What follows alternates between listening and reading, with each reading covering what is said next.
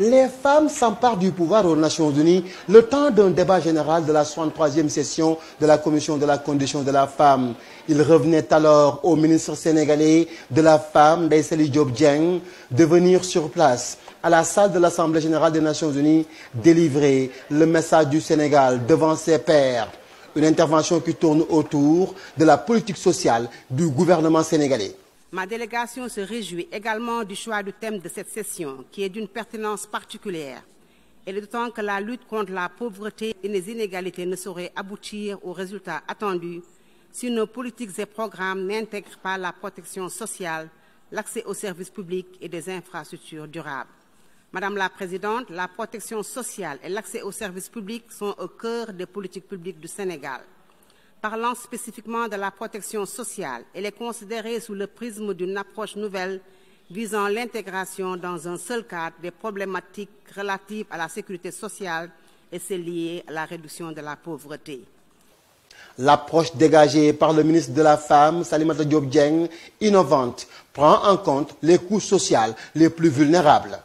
Les objectifs de cette stratégie bâtie autour d'une approche cycle de vie sont soutenir la protection sociale pour les enfants, instaurer des programmes pour les personnes en âge de travail, y compris les jeunes, établir un système de revenu minimum et des soins de santé garantis pour toutes les personnes âgées, établir un système intégré de sécurité sociale pour les personnes handicapées et invalides, renforcer la résilience des communautés au choc et au changement climatique.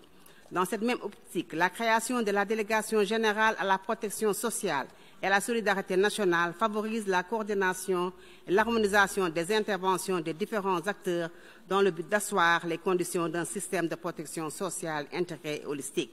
Cet engagement du gouvernement sénégalais s'est aussi manifesté par la mise en place d'un registre national unique qui a permis l'inscription de plus de 442 000 ménages vivant dans une situation de vulnérabilité ou d'extrême pauvreté.